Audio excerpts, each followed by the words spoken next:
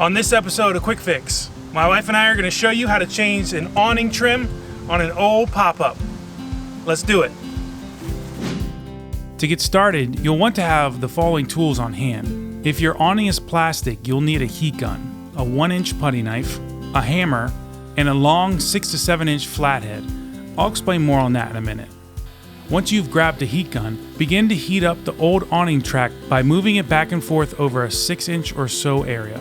Once you start to see it bubble a little, take your putty knife and begin to pry the track up from the top or bottom. The good thing about the flathead, if you don't mind using it as a prying tool, is that you can get it pretty far underneath the track as you begin to pull it up versus the putty knife, which is fairly short, but you should definitely try both and see which one works best for you. Look up in there. Oh, wow. The first third of the old track gave us a ton of problems, and because I had to be pretty rough with it, I put several holes in the roof. It may happen, but later we're going to take care of them. Continue to slowly move, heating up the track and prying it up as much as you can. This was a slow and tedious process, but it gets better. Once I got past the first third of the track, it was kind of funny. We got in a groove, and I was able to put the flathead in the bottom of it, and I took my time hitting it with the hammer, and the rest of the track slowly popped off the glue. It was such a relief because I really didn't want a ton of holes in the area. I was kind of shocked how easily the rest of the track came off. But trust me, I was happy with it. But before we dealt with the holes and installed the new one, we needed to give it a good cleaning. Wait, what's up with that? Alright, so before we put on the new awning, we're going to clean up the old one because it's pretty nasty.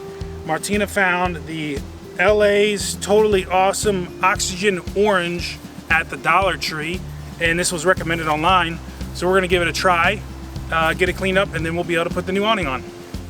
To get started, we had a bucket of clean water off to the side.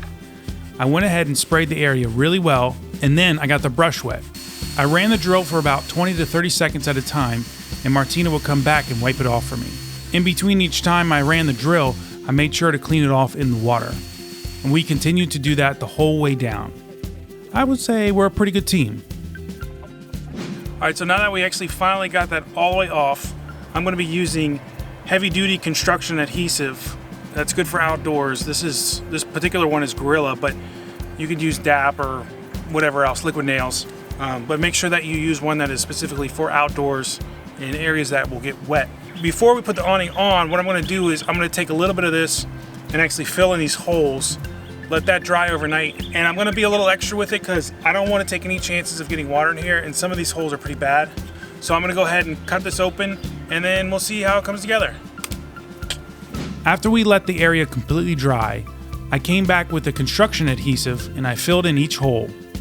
Then I used the putty knife to smooth the adhesive as much as I could. After letting it sit overnight to dry, we were finally ready to attach the new awning trim.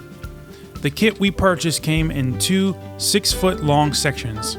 We had to cut down the second one to fit the rest of the awning. To do this, I marked a spot on the camper, and then I made sure to put the correct end I wanted to cut next to the second piece so they would line up. After marking it, I placed it on a 2x4 and used a multi-tool to cut through it.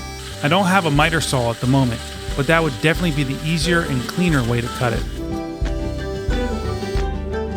You'll want to cut right by the last screw hole. You'll need the screw to pull the end against the roof.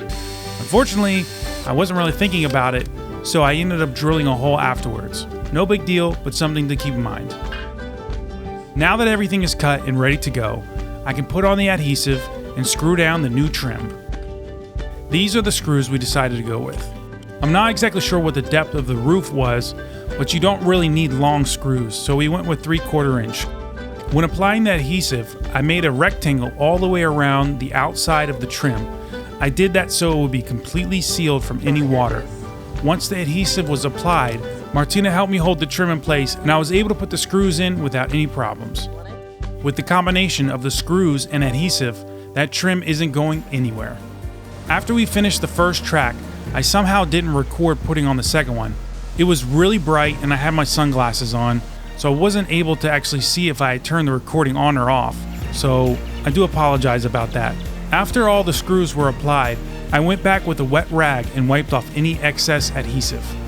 After that, we were done. We went ahead and slid the awning back in, and then we were able to finally admire our hard work. Good job, guys.